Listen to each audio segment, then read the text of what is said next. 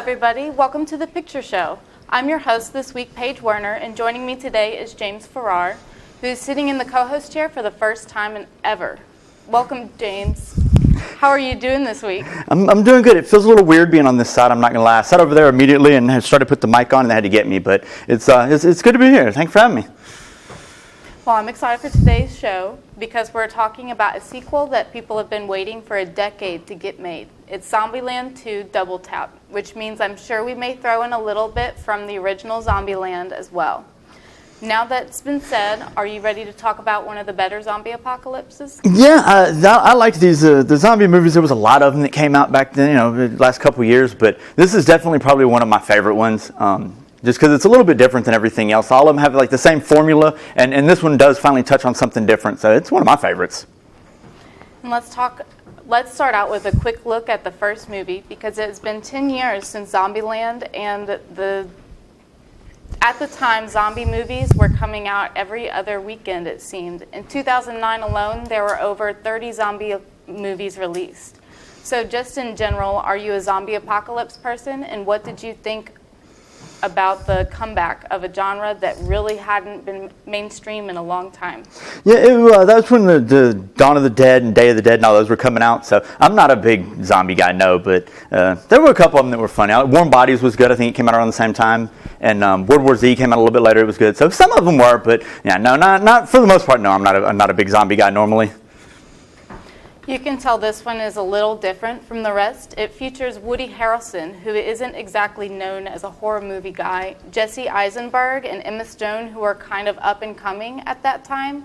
He has just done Adventureland, and she was coming off of Superbad. Throw in Abigail Breslin, who had already done Little Miss Sunshine and My Sister's Keeper, and it's not the typical movie cast for this type of movie. Most zombie movie casts have really young actors that we've never heard of, or older actors just happy to not be doing a Lifetime TV movie. What did you think of the casting when it first came out? It was interesting. It was some different names and different types of actors. You had indie people and like serious people that were doing a zombie movie. So I was curious to see how it was going to be. You expected comedians or something to be in it, and it wasn't. They've gone on to do win awards and stuff for their movies. So when it first came out, I was a little curious to see how it was going to go with the people that they had in it based on the type of movie that it was. I don't want to spend a bunch of time on the first movie. A lot of what made it unique will carry over to the sequel. But before we can start the new one, we got to know where we left off with all the characters.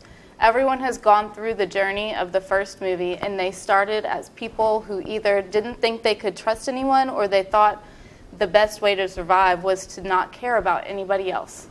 And it's a theme that's been used forever, but they learned that they were wrong, and it's a good thing to care about other people and have a family. That's the point of the movie.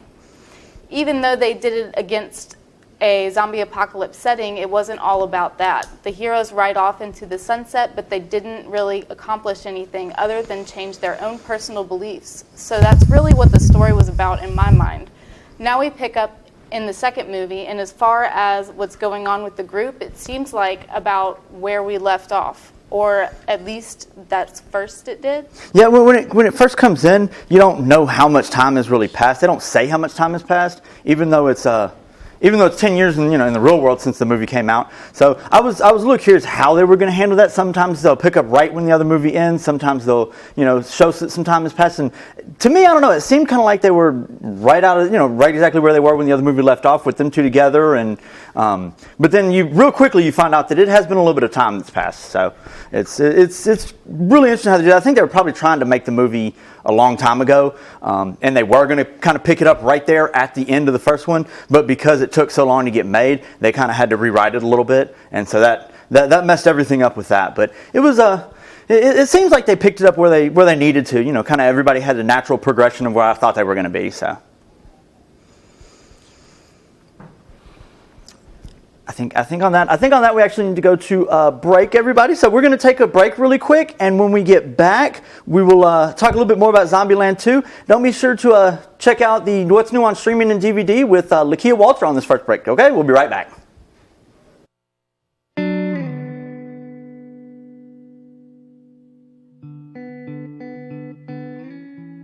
everybody, I guess, who went along on that had an appointment. We found out it was a sales presentation.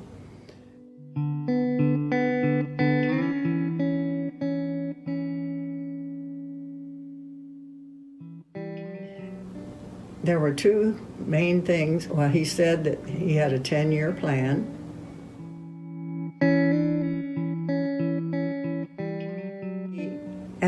I asked him several times. Well, he said it's a policy that if either one of you passes away, then your membership, it'll be forgiven, even if you owe money. Paid off, okay. Paid off. We never saw that in writing, though. Okay. He called us and he said, "You need to have this. You shouldn't rescind." Put a lot of pressure on us.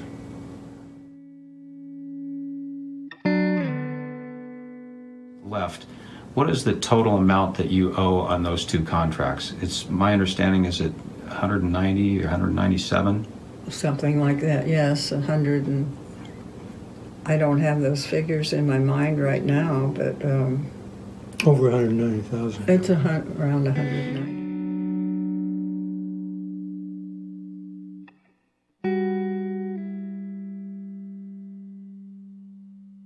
Well, the maintenance fees, we got that notice and we about fell over $19,000 plus for Okay. 1 year, just maintenance fees.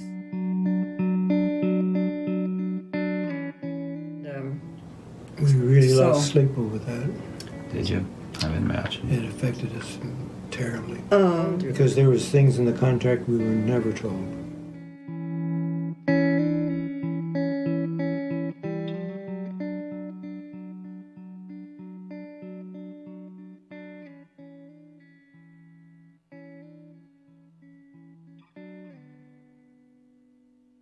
For many young men, the road to a good education and career begins with a single, simple step: registering with the Selective Service. Registration is required for many college loans, grants, and scholarships, job training programs, and millions of jobs.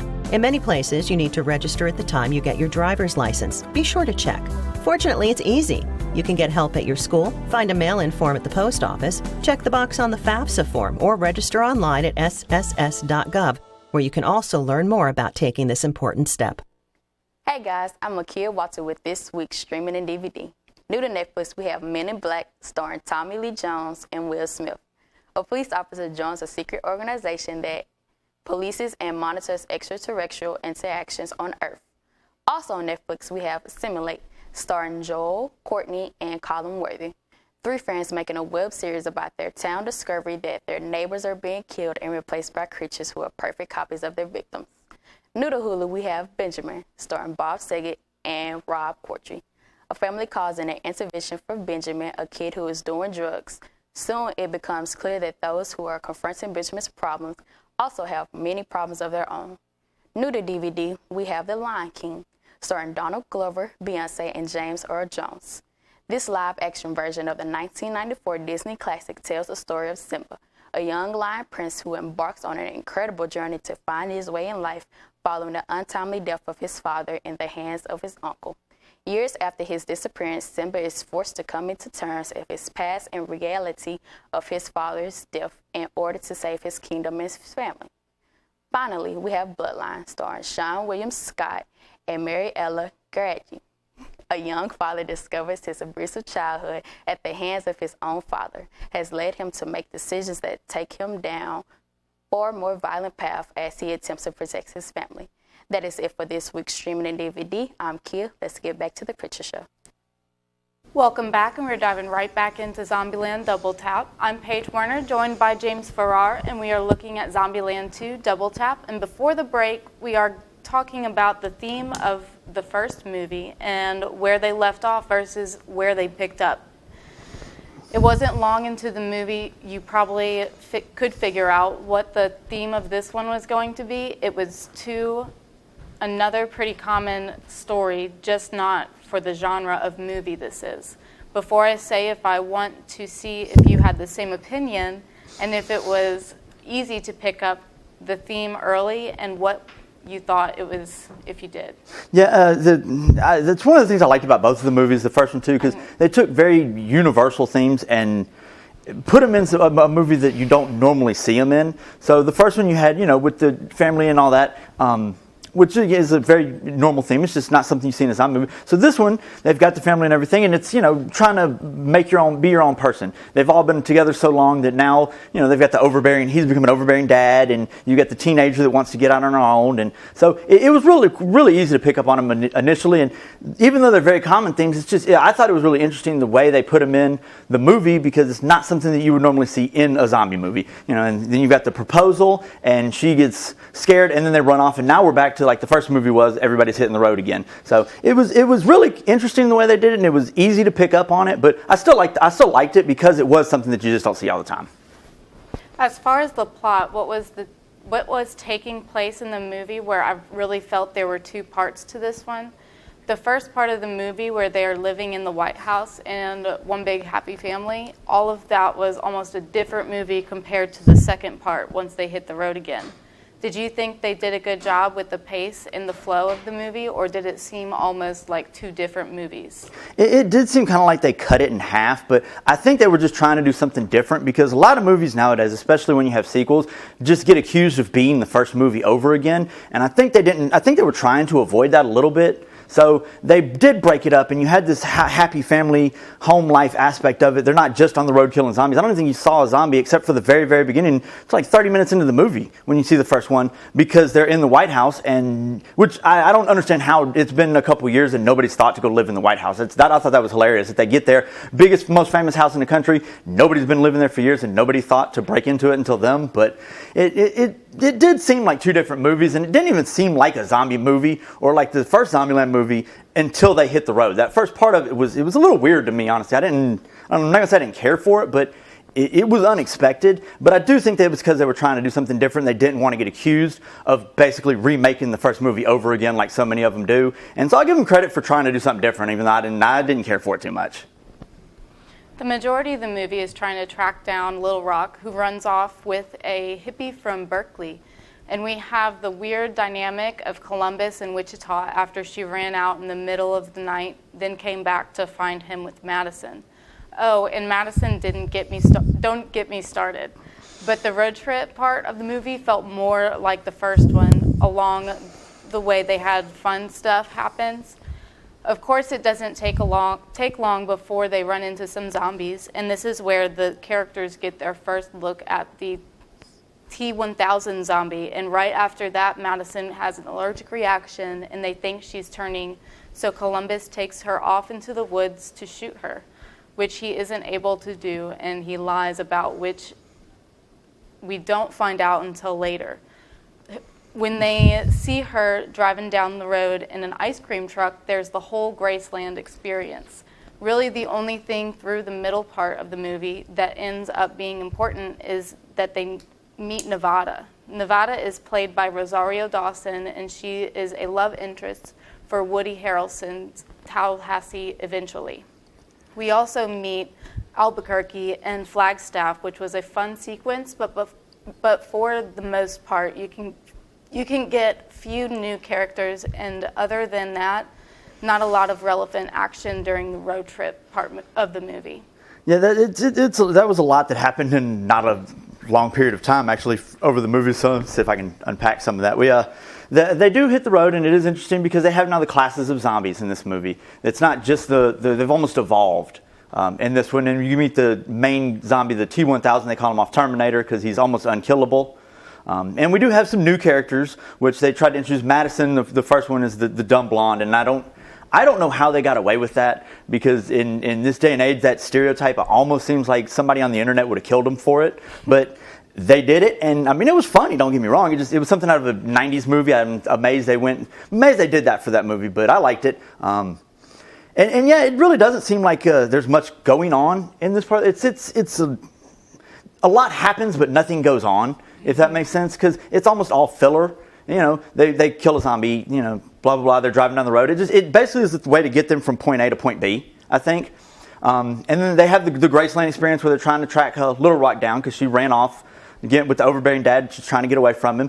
And then they meet Nevada, and I love Flagstaff and Albuquerque. Those were probably my favorite two characters in the movie, just because it was them. It was the two guys, the two main characters, but a little bit better. Just there's that much. It was them with a little bit of edge to them. So I thought it was pretty funny, and everybody noticed it, but them, and playing off of that. I wish they had stayed around longer. I wish they wouldn't have killed them, but. I do. They had to get Rosario Dawson and Woody Harrelson together, I guess, because she was with Albuquerque. So I liked the middle of the movie. I do agree that a lot happened and not really that much happened. And the thing with Madison, I wish they'd have done a little bit more of. I don't think they paid that off at the end. They thought she was going to become a zombie, so he takes her out in the woods to shoot her. So she doesn't, and he can't do it, which nobody finds out about. And then she's driving down the road in an ice cream truck. She's fine. And the rest of the movie, nobody even questions the fact that he went to kill her, thought she was a zombie, told them he did, and now she's driving an ice cream truck, and everything's cool. So I thought they should have paid that off and done something with that. He lied to everybody about what he did, but they never did, and so that was a little bit disappointing. I think it was just done for filler, and it shouldn't have been. They should have done more with it. But I like the middle part. It got you from A to B. I think it could have been better. Little Rock and Berkeley do manage to get where they're going, and we find out it's a compound full of other hippies that doesn't allow guns in and melts them down to make necklaces out of. It's a far cry from what she's used to. It's not long until the group finds the compound, which you wouldn't know Tallahassee is going to like, but he gives up his guns anyway, and they are all reunited. Also, they have Madison back at this point, and we know what happened to her. This is where Tallahassee has that moment all parents do eventually, and he realizes she's grown up and he's got to let her have her own life. When he leaves with the rest of them staying in Babylon, what did you think of that, and why did you think about the direction his character was going? It's a good story arc. They have him kind of as this person that had lost in the first movie and couldn't care for anybody. He goes from that to an overbearing single dad almost, and he doesn't want to let his daughter go, and she wants to get out of the house. And it was because I've got a kid, and I know how one day that's probably going to happen to me. It's hopefully not for a while, but it was the person that I really related to the most in the movie, because he goes from this I don't care about anything, I don't care about anyone, to really caring way too much and being overbearing and overprotective and not wanting to let go. And then when he has that moment, it's like, oh, well, she's an adult now. She can take care of herself, and doesn't mean she doesn't like me. Doesn't mean she doesn't love me. It doesn't mean I don't want to be around me. It just means she needs to have her own thing now. So I really liked how they did his story arc. Just because it was one of the few things that it was really relatable for somebody like me. So it was good, and I'm glad they had him come back and didn't drive off. I really thought they might have killed him off the way they did it, but they didn't, thankfully. So when he was driving off, I thought that would have been a fitting kind of ending for his story, but they had a little bit more for him. So he doesn't stay gone long, because a huge horde of super zombies are headed towards Babylon for a final big showdown. So when he sees what's about to happen, he quickly gets back to the group. Now we're going to take a break, and we're going to have a look at Friday Flip Pick with Abby Coleman.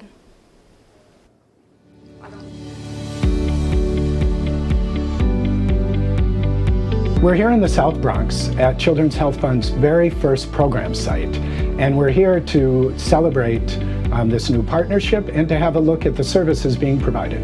Our mission is really very simple. We want to ensure the highest quality healthcare reaches children living in poverty. Access to healthcare is what we do, and we go the extra mile to make sure it happens. And going the extra mile means that we bring our mobile clinics right to where kids live, where they learn, where they play, and we do that in a very community integrated and oriented way. This is actually a room where the patients are screened by the providers. You could talk to the doctor about various conditions or what it is exactly that you need, just like you would do at your regular physical. The doctor can order certain blood tests to be done from here. They can order certain screenings. They can order referrals for the patient to see specialists if they needed to. They can also order nutrition, mental health, whatever it is that the patient needs, just like at a regular physician's office. We do more than just medical care. So when we talk about comprehensive services, we obviously have providers, nurse practitioners, and doctors doing basic primary care, but so often a patient comes in complaining about one issue, and then we find out there's so many other issues. So we really see ourselves as kind of a one-stop shopping to really help this family succeed. Innovation at Children's Health Fund started from day one. We were the pioneers of the medical home house call, and this partnership with Henry Schein is going to continue that innovation. Together, creative problem solving, getting to places where we couldn't go alone, getting there together, and making sure kids have access to high quality care that they need. That's really where we're going together. Henry Schein is really helping help happen by delivering products and services and solutions that providers need throughout the U.S. every single day. Children's Health Fund and their IDN affiliates are helping help happen by delivering care to the most needy of populations. So we're both delivering. One's delivering products and the other one's delivering care. To see the partnership come together, the strategies that we've worked on over the last year, culminate to this morning, and getting a chance to walk on the mobile clinic and get a tour of it and find out that it actually has some of the services that a primary care physician's office has. And so to know that that level of care is going to go to the underserved, and specifically in this area to children in need, is just a fantastic time for both organizations. When I look to the future, I see a future together with Henry Schein and Children's Health Fund. We took a while to get to this point. We've worked together, we've ideated together, we've created together. And from this foundation, the future is very bright. I can see us reaching more kids with more services in more places, not only over the next 4 years, but maybe the next 40.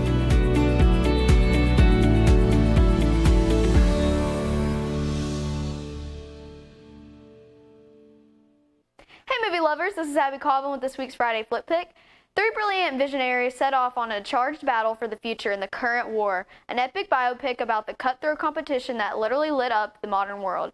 Thomas Edison and his radical new DC technology grapples with George Westinghouse and his partner Nikola Tesla and their new AC current over who will power the nation, and in the process spark one of the first and greatest corporate feuds in history. The movie stars a trio of Marvel alums with Benedict Cumberbatch, Tom Holland, and Nicholas Hoult. Now let's take a look at the trailer. Thomas Alva Edison. My boys and I caught in a jar what before now has only flashed across the night sky. The future is here. Hello, I'm George Westinghouse. Nikola Tesla. I will be the greatest provider of electrical power in the world. Better than Edison. There's a contest between you. This is a battle for the brightest minds of America. Today, the impossible becomes possible. And the man that controls that current controls the future. I hope you brought your checkbooks. If you want to be remembered, it's simple. Shoot a president. But if you prefer to have what I call a legacy, you leave the world a better place than you found it. You are building miracles out of thin air. I'm working on something so new that the world would never be the same. If Mr. Edison succeeds, he will set us back so far we may never recover. Sometimes we have to work outside of the rules to get what's right. That is how you truly win. You got vultures in every venture, but did I mention that his system's lethal? His current kills people. He's playing dirty. You can too. You can't see the real force that moves things, and it's not AC, DC, it's not currents, it's currency. This is costing us a fortune. Westinghouse stole from me! My motor. That is our future. Get it! You're fired. There's never going to be anything named Tesla ever again. Our future's not going to be paved with bricks, but with copper. I had the better system. Westinghouse Electric shall endure. The city of light. I built it already in my imagination, and it is perfect. There is a possibility you'll be putting in jeopardy the lives of 28 million people. Tonight, things could change. Should we go for a ride? 3, 2, 1. Only one man will rise. So what's your trade? Inventor. Fix problems for idiots. Well, that's it for this week's Friday Flip Pick. I'm Abby Colvin. Let's get you back to the picture show. Welcome back to the Picture Show, and we're going to be getting to the end of Zombieland 2 Double Tap, and the final battle is between a bunch of T-1000 super zombies and our group who are in a hippie compound named Babylon with 0 guns. Tallahassee comes up with a plan using fireworks and blowing the zombies off with gas. Then the few that are left, they're going to funnel through a gauntlet almost and finally have them fall off a skyscraper. But it's pretty ridiculous. But from the start, it really doesn't work. And the 4 main characters get caught on a platform surrounded. It really looked like they were going to end the movie by killing them off. Did you think that would be how it ended? At that point, I did, honestly, because I didn't even think they're going to make another one. So I thought it might be a good way to end it with them all together. They, huddle up and they've got this. First off, the plan it's horrible. I can't believe it's in a zombie movie. That made me suspend disbelief even more, and that shouldn't happen in a movie that's already completely fake anyway. But it would have been a good way to end it, especially if they're not planning on making another one. To have them go out together as a group, it would have kind of completed the story, finished the circle, but they didn't. And you end up with this crazy plan that works. It didn't work at the beginning, but he funnels them through a gauntlet full of, and it's the hippies holding pieces of metal, which I don't know how, nobody got bit. I don't know how that happens, but nobody gets bit. They funnel them through, and then they end up they run off a building basically. That's how you kill all the zombies. That's how the movie ends. They kill all the zombies. I think they should have killed them off. I think it would have been a more fitting end. And unless they plan on making another one, it's not like it would have mattered. But yeah, it was good. And I did think they were going to kill him at first, and no, they didn't. They kind of disappointed me on that one just because they had the ridiculous thing, the dumb thing happen instead of what would have been fitting. And I'm probably going to try to make another one now, but that's movies. Mm-hmm. The Bill Murray cameo at the end tied it all together nicely, and I think there's really anything left to say after that, so that's going to do it, I think. I'd like to thank James Farrar for taking the time to do this. If you haven't seen Zombieland 2 Double Tap, go check it out, and join us next week because it's our Halloween show. So you aren't going to want to miss that. I'm Paige Warner from all of us here. Thank you for joining us, and we hope you have a great day and hope to see you at the movies.